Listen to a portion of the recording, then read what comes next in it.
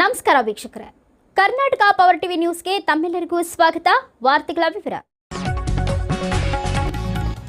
MGNREGA ಕಾಯ್ದೆಯಲ್ಲಿ ಯಂತ್ರಗಳನ್ನು ಬಳಸಬಾರದು, ಮಾನವ ದಿನಗಳ ಮೂಲಕ ಉದ್ಯೋಗ ಸೃಷ್ಟಿಸಲು ಕಾನೂನು ಇತ್ತು. ಈಗ ಈ ಹೊಸ ಕಾಯ್ದೆಯಲ್ಲಿ ಯಂತ್ರಗಳು ಬಳಸಿ ಗುತ್ತಿಗೆದಾರರಿಗೆ ಅನುಕೂಲ ಮಾಡಿಕೊಡುವ ಅಂಶಗಳನ್ನು ಒಳಗೊಂಡಿದೆ. ಆದ್ದರಿಂದ ಕೂಲಿಗಾರರಿಗೆ ಕೂಲಿ ದಿನಗಳು ಸಿಗದಂತೆ ಆಗುತ್ತದೆ, ಗುತ್ತಿಗೆದಾರರಿಗೆ ಅನಾನುಕೂಲ ಆಗುತ್ತದೆ. ಕೇಂದ್ರ ಸರ್ಕಾರದ ಅನುಮೋದನೆ ಪಡೆದು ಈ ಉದ್ಯೋಗ ಯೋಜನೆಯಲ್ಲಿ ಕೆಲಸ ಕೊಡಬೇಕೆಂಬ ನಿಯಮಗಳು ಹಾಗೂ ಕೇಂದ್ರ ಸರ್ಕಾರ ಅಧಿಸೂಚಿತ ರಾಜ್ಯ ಮತ್ತು ಜಿಲ್ಲೆಗಳಲ್ಲಿ ಮಾತ್ರವೇ ಉದ್ಯೋಗ ಖಾತ್ರಿ ಜಾರಿ ಎಂಬ ಅಂಶಗಳು ಕೂಲಿಕಾರರ ಹಕ್ಕನ್ನ ಕಸಿದುಕೊಳ್ಳಲಿದೆ. ಹೊಸ ಕಾಯ್ದೆ ಪ್ರಕಾರ ಕೂಲಿ ಹಣವನ್ನ ರೋಜಗಾರ ಯೋಜನೆಯಲ್ಲಿ ನಿಗದಿಪಡಿಸಿದ ರೀತಿಯಲ್ಲಿ ರಾಜ್ಯ ಸರ್ಕಾರಗಳು ಹಣ ಪಾವತಿಸಬೇಕೆಂಬ ಉದ್ದೇಶವು ಕೂಲಿಕಾರರಿಗೆ ಕೂಲಿಯನ್ನ ದಿನೇ ದಿನೇ ಬೆಲೆ ಏರಿಕೆಗೆ ಅನುಗುಣವಾಗಿ ಕೂಲಿಯನ್ನ ಏರಿಸಬೇಕೆಂಬ ಅಂಶವನ್ನ ಈ ಕಾಯ್ದೆ ತಳ್ಳಿ ಹಾಕುತ್ತದೆ. ಇದರಿಂದ ಕೂಲಿಕಾರರಿಗೆ ಹೀನಾಯ ಸ್ಥಿತಿಗೆ ಒಳಗಾಗುತ್ತಾರೆ. ಹೊಸ ಕಾಯ್ದೆಯಿಂದ ಕೇಂದ್ರ ಸರ್ಕಾರ 60%, ರಾಜ್ಯ ಸರ್ಕಾರ 40% ಅನುಪಾತದಲ್ಲಿ ಹೇಳುತ್ತಿದೆ. ಕೇಂದ್ರ ಸರ್ಕಾರ ಸೂಚಿತ ಕೆಲಸವನ್ನ ಮಾಡಬೇಕಾದ ಪರಿಸ್ಥಿತಿ ಇದೆ. ಇದು ಕೃಷಿ ಮತ್ತು ಗ್ರಾಮೀಣ ರೈತರನ್ನ ಕೂಲಿ ಕೆಲಸದಿಂದ ತೆಗೆದುಹಾಕುವ ಹುನ್ನಾರ ಬಿಜೆಪಿ ಕೇಂದ್ರ ಸರ್ಕಾರ ಮಾಡುತ್ತಿದೆ. ಇದನ್ನ ಖಂಡಿಸಿ ಕರ್ನಾಟಕ ಪ್ರಾಂತ ರೈತ ಸಂಘವು ಖಂಡಿಸುತ್ತಾ 2025ರ ಕಾಯ್ದೆ ರದ್ದುಪಡಿಸಿ MGNREGA ಇದನ್ನ ಮುಂದುವರಿಸಬೇಕೆಂದು ಈ ಮೂಲಕ ಒತ್ತಾಯ ಮಾಡುತ್ತೇವೆ. ಬೇಡಿಕೆಗಳು: ಉದ್ಯೋಗ ಖಾತ್ರಿ ಕೆಲಸದಲ್ಲಿ NMMS ಆಪ್ 2 ಸಲ ಫೋಟೋ ತೆಗೆಯುತ್ತಿದ್ದು, ಇದರಿಂದ ಕೂಲಿಕಾರರಿಗೆ ತುಂಬಾ ತೊಂದರೆಯಾಗುತ್ತಾ ಇದೆ. ಅದನ್ನ ಒಂದೇ ಸಲ ಫೋಟೋ ತೆಗೆಯಬೇಕು. ಉದ್ಯೋಗ ಖಾತ್ರಿಯಲ್ಲಿ ವರ್ಷಕ್ಕೆ 200 ದಿನ ಕೂಲಿಕಾರರಿಗೆ ಕೆಲಸ ನೀಡಬೇಕು ಮತ್ತು ಒಂದು ದಿನಕ್ಕೆ 700 ರೂಪಾಯಿಯಂತೆ ಕೂಲಿ ನೀಡಬೇಕು. ಶ್ರೀನಿವಾಸ್ ಗಂಗಾವತಿ ತಾಲೂಕು ಅಧ್ಯಕ್ಷರು, KPRS ಮುತ್ತಣ್ಣ ದಾಸನಾಳ ಗಂಗಾವತಿ ತಾಲೂಕು ಕಾರ್ಯದರ್ಶಿ, ನಿಂಗನಗೌಡ ದಾಸನಾಳ ಗ್ರಾಮ ಘಟಕದ ಅಧ್ಯಕ್ಷ, ದುರ್ಗಪ್ಪ ಪೂಜಾರಿ ಗ್ರಾಮ ಘಟಕದ ಕಾರ್ಯದರ್ಶಿ, ಬೆಟ್ಟಪ್ಪ ವೆಂಕಟಗಿರಿ ಘಟಕದ ಅಧ್ಯಕ್ಷರು, ಬಸಪ್ಪ ವೆಂಕಟಗಿರಿ ಘಟಕದ ಕಾರ್ಯದರ್ಶಿಗಳು, ಗಾದೆಪ್ಪ ಬೆಣಕಲ್, ಶರಣಪ್ಪ ಚಾಂದ್ಬಿ, ನೂರ್ಜಾನ್ ಬಿ, ಶಂಕರಗೌಡ, ಪಂಪಾಪತಿ, ಹನುಮೇಶ್ ದಾಸನಾಳ್, ಮಹಂತಮ್ಮ ದಾಸನಾಳ್, ಯಮನೂರ್ ಸಾಬ್, ಬೆಟ್ಟದಮ್ಮ, ಹನುಮಮ್ಮ, ಶರಣಪ್ಪ, ಫಕೀರ್ ಸಾಬ್, ಗೌರಮ್ಮ, ಕೆರೆ ಹನುಮಂತಪ್ಪ, ಬಾಳಪ್ಪ, ಹುಲಿಯೈದರ್ ಇತರರು ಭಾಗವಹಿಸಿದ್ದರು. ಕರ್ನಾಟಕ ಪ್ರಾಂತ ರೈತ ಸಂಘ ಹೋರಾಟಕ್ಕೆ ಜಯವಾಗಲಿ. ಕರ್ನಾಟಕ ಪ್ರಾಂತ ರೈತ ಸಂಘ ಹೋರಾಟಕ್ಕೆ ಜಯವಾಗಲಿ. ಬಿಬಿಜಿ ರಾಮ್ ಕಾಯ್ದೆ ಬೇಡವೇ ಬೇಡ. ಬಿಬಿಜಿ ಕಾಯ್ದೆ, ಬಿಬಿಜಿ ರಾಮ್ ಕಾಯ್ದೆ ಬೇಡವೇ ಬೇಡ. ಬಂಧುಗಳೇ, ಈಗೇನು ಕರ್ನಾಟಕ ಪ್ರಾಂತ ರೈತ ಸಂಘದ ಹೋರಾಟಕ್ಕೆ ಎಲ್ಲರೂ ಆಗಮಿಸಿದರೆ ಎಲ್ಲರಿಗೂ ಸ್ವಾಗತ ಮಾಡುತ್ತಾ, ಈಗೇನು ನಾವು ಮಹಾತ್ಮ ಗಾಂಧಿ ಉದ್ಯೋಗ ಖಾತ್ರಿ ಯೋಜನೆಯನ್ನು ಸ್ಕೀಮ್ ಆಗಿ ಪರಿವರ್ತನೆ ಮಾಡಿ ಈಗ ಈ ರಾಮ್ಜಿ ಅಂತೇಳಿ ಪರಿವರ್ತನೆ ಮಾಡಿ ಸ್ಕೀಮ್ ಆಗಿ ಮಾಡಲಿದ್ದಾರೆ. ಅದರ ವಿರೋಧವಾಗಿ ಹೋರಾಟಕ್ಕೆ ಆಗಮಿಸಿದ ಕರ್ನಾಟಕ ಪ್ರಾಂತ ರೈತ ಸಂಘದ ತಾಲೂಕು ಅಧ್ಯಕ್ಷರಾಗಿರುವ ಶ್ರೀನಿವಾಸ ಅವರಿಗೂ ಸ್ವಾಗತ ಮಾಡುತ್ತಾ, ಅದೇ ರೀತಿಯಾಗಿ ಕೃಷಿ ಕೂಲಿಗಾರ ಸಂಘದ ಮುಖಂಡರಾಗಿರುವ ಬಾಳಪ್ಪ ಹುಲಿಹೈದರ್ ಅವರಿಗೂ ಸ್ವಾಗತ ಮಾಡುತ್ತಾ, ಅದೇ ರೀತಿಯಾಗಿ ಕರ್ನಾಟಕ ಪ್ರಾಂತ ರೈತ ಸಂಘದ ಗ್ರಾಮ ಘಟಕದ ಅಧ್ಯಕ್ಷರಾಗಿರುವ ನಿಂಗನಗೌಡ ಅವರಿಗೂ ಹಾಗೂ ಕರ್ನಾಟಕ ಪ್ರಾಂತ ರೈತ ಸಂಘದ ಕಾರ್ಯದರ್ಶಿ ಆಗಿರುವ ದುರ್ಗಪ್ಪ ಅವರಿಗೂ ಮತ್ತು ಬೆಟ್ಟಪ್ಪ ಅವರಿಗೂ ಮತ್ತು ಚಾಂದಪ್ಪ ಪವಾಕರಿಗೆ ಎಲ್ಲರಿಗೂ ಸ್ವಾಗತ ಮಾಡುತ್ತಾ, ಈ ಒಂದೆರಡು ಮಾತುಗಳನ್ನು ಆಡಲು ಬಾಳಪ್ಪ ಹುಲಿಹೈದರ್ ಅವರು ಮಾತಾಡುತ್ತಾ.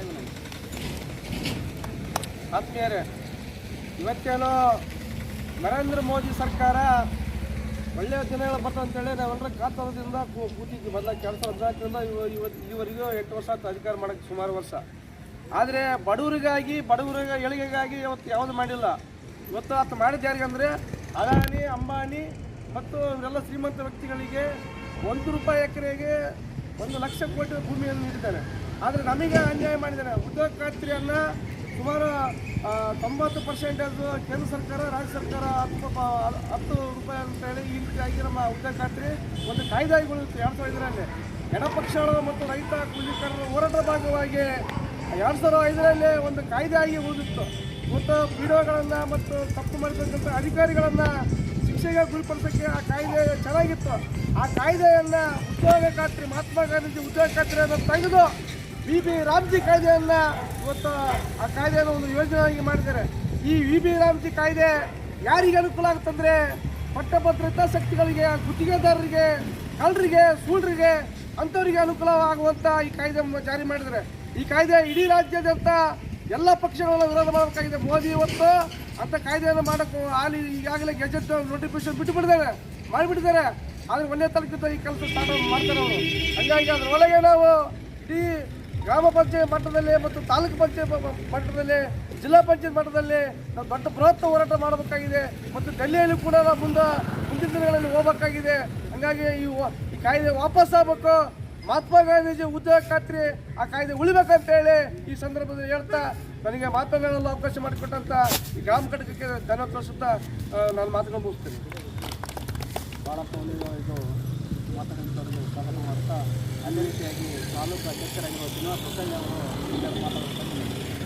ಬಂಧುಗಳೇ, ಏನು 2005ರಲ್ಲಿ ಮಹಾತ್ಮ ಗಾಂಧಿ ರಾಷ್ಟ್ರೀಯ ಉದ್ಯೋಗ ಖಾತ್ರಿ ಏನು ಎಡಪಕ್ಷಿಗಳು ಏನು ಇವತ್ತು ಮನಮೋಹನ್ ಸಿಂಗ್ ಸರ್ಕಾರ ಇದ್ದಾಗ ಏನು ಜಾರಿಯಾಗಿತ್ತು, 90% ಕೇಂದ್ರ ಸರ್ಕಾರ ಕೊಡಬೇಕು, 10% ರಾಜ್ಯ ಸರ್ಕಾರ ಕೊಡಬೇಕು ಅಂತ ಏನಿತ್ತು. ಇವತ್ತೇನಾಗಿದೆಯಪ್ಪ ಅಂದರೆ ನರೇಂದ್ರ ಮೋದಿ ಸರ್ಕಾರ ಯಾರ್ದು ಒಪ್ಪಿಗೆನೇ ಇಲ್ಲದೇ ಎಲ್ಲ ರಾಜ್ಯಗಳನ್ನು ಕರೆದು ಮೀಟಿಂಗ್ ಮಾಡ್ಕೊಂಡು ಅವರು ನಿರ್ಧಾರವನ್ನು ತೆಗೆದುಕೊಳ್ಳಬೇಕಾಯಿತು.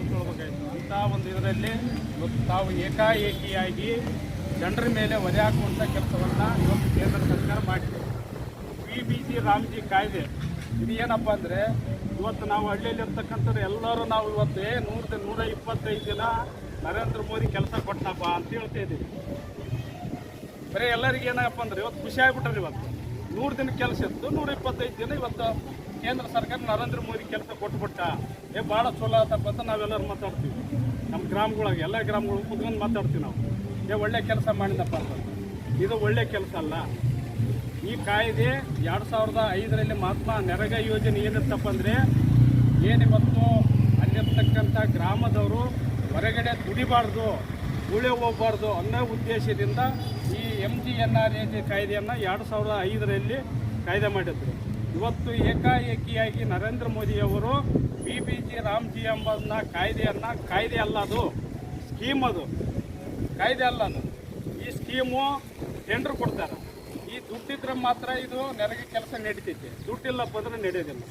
ಹಾಗಾಗಿ ಏನು ಮಾಡಿದ್ದಾರೆ ಅಂದರೆ ಮತ್ತೆ 90% ಪ್ಲಸ್ 5%, 10% ಏನು ಇವತ್ತು ರಾಜ್ಯ ಸರ್ಕಾರ ಕೊಡ್ತಿತ್ತು. ಈಗೇನಪ್ಪ ಅಂದರೆ 60% ಕೇಂದ್ರ ಸರ್ಕಾರ ಕೊಡ್ತೀವಿ, 40% ರಾಜ್ಯ ಸರ್ಕಾರ ಕೊಡ್ತೀವಿ ಅಂತ ಹೇಳ್ತಾರೆ. ಅವ್ರು 60% ಯಾವಾಗ ಕೊಡ್ತಾರೆ, ರಾಜ್ಯ ಸರ್ಕಾರದವ್ರು 40% ಯಾವಾಗ ಕೊಡ್ತಾರೆ. ನಮಗೆ ಕೆಲಸಕ್ಕೆ ಹೋದರೆ ಕೂಲಿ ಬರೋದು ತೊಂದರೆ ಆಗುತ್ತೆ. ಜನಗಳು ಕೂಲಿ ಬರಲಾರ್ದೇ ಬಂದಾಗ ಏನು ಮಾಡ್ತಾರೆ, ಉದ್ಯೋಗ ಖಾತ್ರಿ ಬೇಡಪ್ಪ ಅಂತ. ಈ ಏನಪ್ಪ ಅಂದರೆ ಜನರನ್ನ ಒಂದು ಕೆಲಸ ಇಲ್ದಂಗೆ ನೋಡ್ಕೊಳ್ಳೋದು ಅವ್ರ ಉದ್ದೇಶ ಆಗಿದೆ. ಹಂಗಾಗಿ BB ರಾಮ್ಜಿ ಕಾಯ್ದೆಯನ್ನು ವಾಪಸ್ ಪಡಿಬೇಕಂತೇಳಿ ಇವತ್ತು ನಾವು ಇಡೀ ರಾಜ್ಯದಲ್ಲಿ ಮತ್ತು ಎಲ್ಲ ಗ್ರಾಮಗಳಲ್ಲಿ, ಎಲ್ಲ ಜಿಲ್ಲೆಗಳಲ್ಲಿ ನಾವು ಹೋರಾಟ ಮಾಡ್ತಿದ್ದೀವಿ. ಈ ಕಾಯ್ದೆಯನ್ನು ವಾಪಸ್ ಆಗಬೇಕಂತೇಳಿ ನಾವು ಇವತ್ತು ಈ ಗ್ರಾಮ ಪಂಚಾಯತಿ PDO ಅಧಿಕಾರಿಗಳಿಗೆ ನಾವು ಮನವಿಯನ್ನು ಕೊಡ್ತಾ ಇದ್ದೀವಿ. ಇಲ್ಲೇ ಎಲ್ಲ ಬಂದಿರತಕ್ಕಂಥ ಹಿರಿಯರಿದ್ದೀರಿ, ತಮ್ಮೆಲ್ಲರಿಗೂ ನಮ್ಮ ಕರ್ನಾಟಕ ಪ್ರಾಂತ ರೈತ ಸಂಘದಿಂದ ತುಂಬ ಹೃದಯಪೂರ್ವಕ ಧನ್ಯವಾದಗಳನ್ನು ಹೇಳಿ ನನ್ನ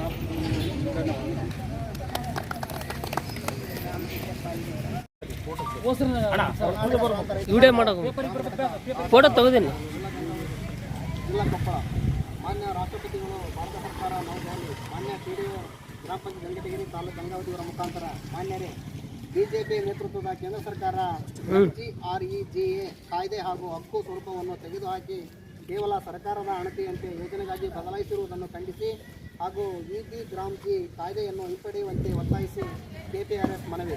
ಈ ಕೆಳಗೆ ತೋರಿಸಿದ ವೆಂಕಟಗಿರಿ ಗ್ರಾಮ ಪಂಚಾಯತಿ ವ್ಯಾಪ್ತಿಯಲ್ಲಿ ಬರುವ ದಾಸನಾಳ್ ಗ್ರಾಮ, ತಾಲೂಕು ಗಂಗಾವತಿ, ಜಿಲ್ಲಾ ಕೊಪ್ಪಳ ಫಲಾನುಭವಿಗಳು ತಮ್ಮನ್ನು ಎನಿಸಿಕೊಳ್ಳುವ ಮೊದಲು 2004-2005ರಲ್ಲಿ ಎಡಪಕ್ಷ ಬೆಂಬಲದ ಮೇಲೆ ಆಧಾರವಾಗಿದ್ದ ಮನಮೋಹನ್ ಸಿಂಗ್ ನೇತೃತ್ವದ ಕೇಂದ್ರ ಸರ್ಕಾರ ಉದ್ಯೋಗ ಖಾತ್ರಿ ಕಾಯ್ದೆ ಜಾರಿಗೊಳಿಸಿತ್ತು. ಈ ಕಾಯ್ದೆಯನ್ನು ಗ್ರಾಮೀಣ ಭಾಗದ ಕೃಷಿ ಕೂಲಿಕಾರರ, ಬಡ ರೈತರು ಹಾಗೂ ಇನ್ನಿತರ ಗ್ರಾಮೀಣ ಭಾಗದ ಮಹಿಳೆಯರಿಗೂ ದುಡಿಮೆದಾರರಲ್ಲಿ 60% ಜನರು ತಮ್ಮ ಜೀವನೋಪಾಯಕ್ಕಾಗಿ ಅವಲಂಬಿಸಿದ್ದರು. ಆದರೆ ಈಗ 2025ರಲ್ಲಿ BJP ನೇತೃತ್ವದ ಕೇಂದ್ರ ಸರ್ಕಾರ MGREGA ಕಾಯ್ದೆ ಹಾಗೂ ಹಕ್ಕು ಸ್ವರೂಪವನ್ನು ತೆಗೆದುಹಾಕಿ ಕೇವಲ ಸರ್ಕಾರದ ಅಣತಿ ಯೋಜನೆಯಾಗಿ ಹೊಸದಾಗಿ ವಿಕಸಿತ ಭಾರತ ರೋಜಗಾರ್ ಮತ್ತು ಆಜೀವಿಕಾ ಮಿಷನ್ ಗ್ರಾಮೀಣ ಖಾತರಿ EB ಗ್ರಾಂಜಿ ಕಾಯ್ದೆಯನ್ನು ಜಾರಿಗೊಳಿಸಿದೆ. ಈ ಹೊಸ ಕಾಯ್ದೆಯಿಂದ ಕೂಲಿಕಾರರ ಮೇಲೆ ಹಲವು ದುಷ್ಪರಿಣಾಮಗಳು ಬೀರುತ್ತವೆ. ಉದಾಹರಣೆ, ರೈತರ ಋತುವಿನಲ್ಲಿ ಸಂದರ್ಭದಲ್ಲಿ 60 ದಿನಗಳ ಕೃಷಿ ಕೆಲಸ ನಿರ್ಬಂಧಿಸುವುದನ್ನು ನೋಡಿದರೆ 125 ದಿನಗಳ ಕೆಲಸ ಸಿಗುವುದು ಮತ್ತು ಕೆಲಸದಿಂದ ವಂಚಿತರಾಗುತ್ತಾರೆ. ಕೇಂದ್ರ ಸರ್ಕಾರ 60% ಮತ್ತು ರಾಜ್ಯ ಸರ್ಕಾರ 40%ರಷ್ಟು ಮೊತ್ತವನ್ನು ರದ್ದು ಮಾಡಬೇಕೆಂದು ಅಂಶಗಳಿಂದ ಕೂಲಿಕಾರರಿಗೆ ಕೇಂದ್ರ ಸರ್ಕಾರವು ರಾಜ್ಯ ಸರ್ಕಾರವು ಹಣ ನೀಡಿಲ್ಲವೆಂದು ರಾಜ್ಯ ಸರ್ಕಾರ ಕೇಂದ್ರ ಸರ್ಕಾರದ ಮೇಲೆ ಕೊಟ್ಟಿಲ್ಲವೆಂದು ಹೇಳುವ ಮೂಲಕ ಕೂಲಿ ಕಾರ್ಮಿಕರನ್ನು ಕೂಲಿಯಿಂದ ವಂಚಿತರಾಗಿ ಮಾಡುತ್ತಿದ್ದಾರೆ. ಸದರಿ ಕೇಂದ್ರ ಸರ್ಕಾರವು ರಾಜ್ಯ ಸರ್ಕಾರದ ಮೇಲೆ ಹೊರೆ ಹಾಕುತ್ತಿದ್ದು, ಅದರಂತೆ ರಾಜ್ಯ ಸರ್ಕಾರವು ಕೇಂದ್ರ ಸರ್ಕಾರಕ್ಕೆ ತಿಳಿಸುತ್ತಿದ್ದು, ಇದರಿಂದ ಕೂಲಿಕಾರರಿಗೆ ಬಹಳ ತೊಂದರೆ ಮತ್ತು ಕಷ್ಟಕರವಾಗುತ್ತವೆ. MGRG ಕಾಯ್ದೆಯನ್ನು ಯಂತ್ರಗಳನ್ನು ಬಳಸಬಾರದು, ಮಾನವ ದಿನಗಳ ಮೂಲಕ ಉದ್ಯೋಗ ಸೃಷ್ಟಿಸಲು ಕಾನೂನು ಇತ್ತು. ಈಗ ಈ ಹೊಸ ಕಾಯ್ದೆಯಲ್ಲಿ ಯಂತ್ರಗಳು ಬಳಸಿ ಗುತ್ತಿಗೆದಾರರಿಗೆ ಅನುಕೂಲ ಮಾಡಿಕೊಡುವ ಅಂಶಗಳನ್ನು ಒಳಗೊಂಡಿದೆ. ಆದ್ದರಿಂದ ಕೂಲಿಕಾರರಿಗೆ ಕೂಲಿ ದಿನಗಳು ಸಿಗದಂತೆ ಆಗುತ್ತದೆ, ಗುತ್ತಿಗೆದಾರರಿಗೆ ಅನುಕೂಲವಾಗುತ್ತದೆ. ಕೇಂದ್ರ ಸರ್ಕಾರದ ಅನುಮೋದನೆ ಪಡೆದು ಈ ಉದ್ಯೋಗ ಯೋಜನೆಯಲ್ಲಿ ಕೆಲಸ ಕೊಡಬೇಕೆಂಬ ನಿಯಮಗಳು ಹಾಗೂ ಕೇಂದ್ರ ಸರ್ಕಾರದ ಅಧಿಸೂಚಿತ ರಾಜ್ಯ ಮತ್ತು ಜಿಲ್ಲೆಗಳಲ್ಲಿ ಮಾತ್ರ ಉದ್ಯೋಗ ಖಾತ್ರಿ ಸಾರಿಗೆ ಎಂಬ ಅಂಶಗಳು ಕೂಲಿಕಾರರ ಹಕ್ಕನ್ನು ಕಸಿದುಕೊಳ್ಳುತ್ತವೆ. ಹೊಸ ಕಾಯ್ದೆ ಪ್ರಕಾರ ಕೂಲಿ ಹಣವನ್ನು ರೋಜಗಾರ್ ಯೋಜನೆಯಲ್ಲಿ ನಿಗದಿಪಡಿಸಿದ ರೀತಿಯಲ್ಲಿ ರಾಜ್ಯ ಸರ್ಕಾರಗಳು ಹಣ ಪಾವತಿಸಬೇಕೆಂಬ ಉದ್ದೇಶವು ಕೂಲಿಕಾರರಿಗೆ ಕೂಲಿಯನ್ನು ದಿನೇ ದಿನೇ ಬೆಲೆ ಏರಿಕೆಗೆ ಅನುಗುಣವಾಗಿ ಕೂಲಿಯನ್ನು ಏರಿಸಬೇಕೆಂಬ ಅಂಶವನ್ನು ಈ ಕಾಯ್ದೆ ತಳ್ಳಿಹಾಕುತ್ತದೆ. ಇದರಿಂದ ಕೂಲಿಕಾರರಿಗೆ ಹೀನಾಯ ಸ್ಥಿತಿಗೆ ಒಳಗಾಗುತ್ತಾರೆ. ಹೊಸ ಕಾಯ್ದೆಯಿಂದ ಕೇಂದ್ರ ಸರ್ಕಾರ 60%, ರಾಜ್ಯ ಸರ್ಕಾರ 40% ಅನುಪಾತದಲ್ಲಿ ಹೇಳುತ್ತಿದೆ. ಕೇಂದ್ರ ಸರ್ಕಾರ ಸೂಚಿಸಿದ ಕೆಲಸವನ್ನು ಮಾಡಬೇಕಾದ ಪರಿಸ್ಥಿತಿ ಇದೆ.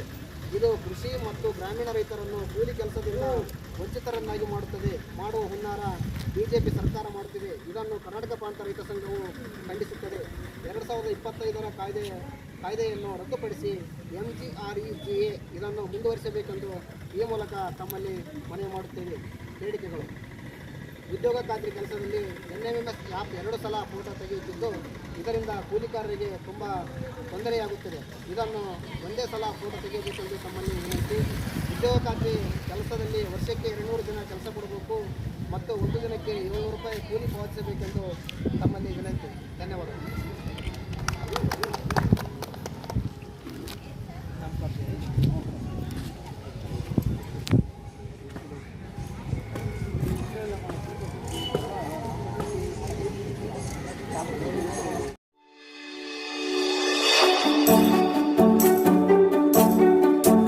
ನೀವಿನ್ನು ನಮ್ಮ ಚಾನೆಲ್ಗೆ ಸಬ್ಸ್ಕ್ರೈಬ್ ಮಾಡಿಲ್ಲವೇ?